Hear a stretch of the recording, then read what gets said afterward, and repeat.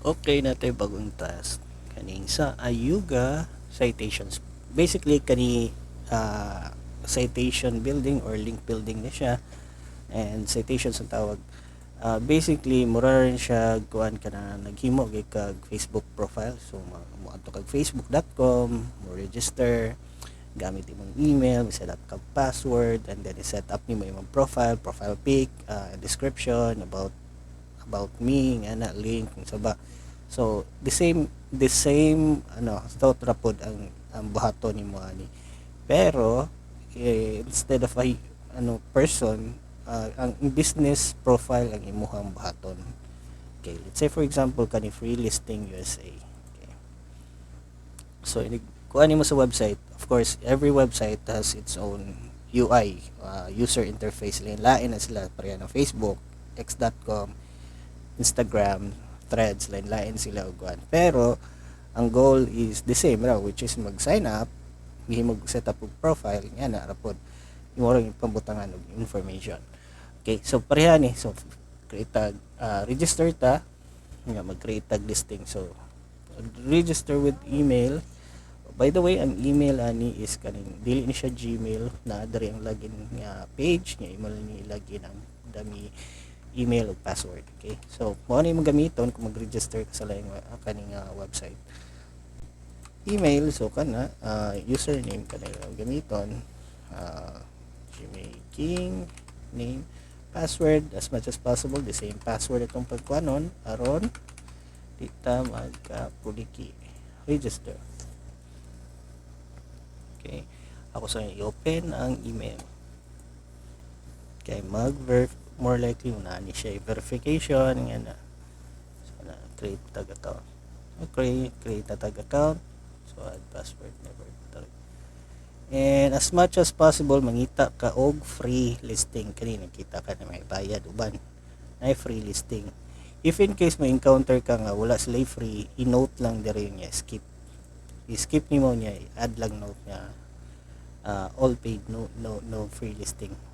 Mas dali, no free listing. Okay, so create tag listing, kani choose this option, continue, free listing, confirm, o tara na verify na to. Ito na sige, confirm. Okay, listing title, so mao ni ang business name. So business name is Ayuga, so ibutan mo dara. Business location, say location, address yung location, street, so bali dara sa kuto. Area, I don't know ng area. State, Singapore, yeah, city niya, postal code mo ni state, Singapore, city, Singapore, show business on the map. Okay, category furniture ni siya, pero depende na noon sa imong kuan kliyente kung sa about yang gibaligya at furniture store or furniture, isa ra din pwede. Okay, furniture na lang.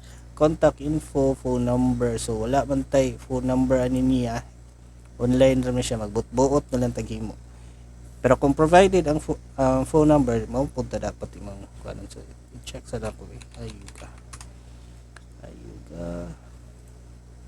maps. So usually kung i-search na nimo brand name, tara tanaw na to na by phone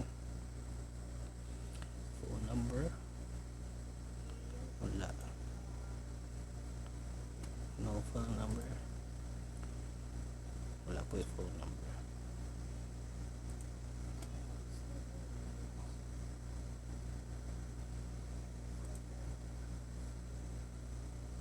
Okay, wala yung phone number, so maghimo-himo lang ta.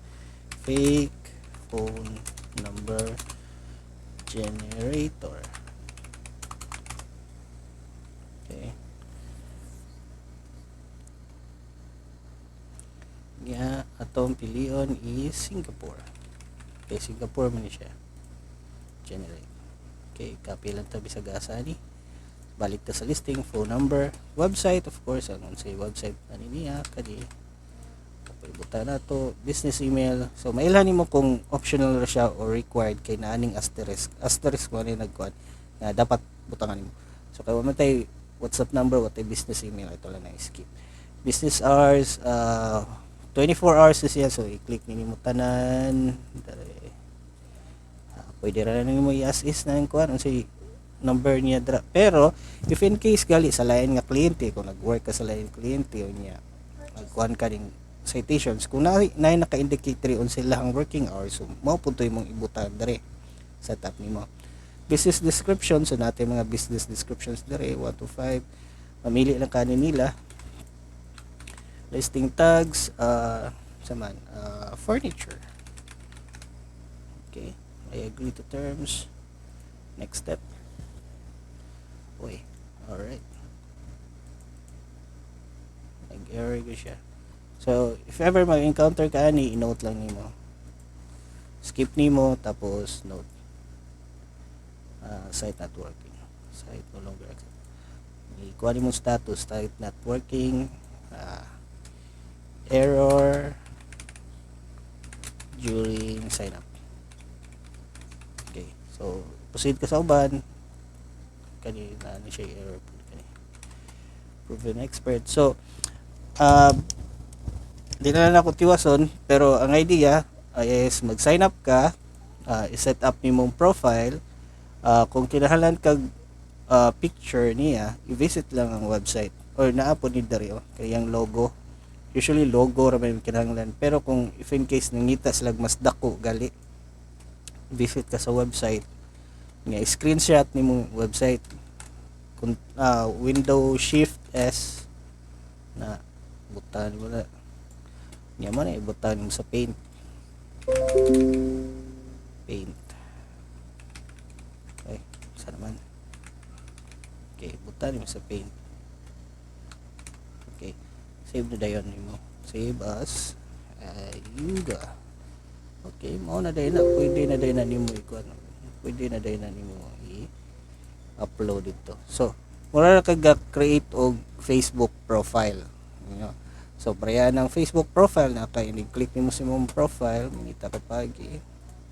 Click nga panalitan mao ni ang business ko ani. Kung unsa ang naa diri, mao po na imuhang live URL diri.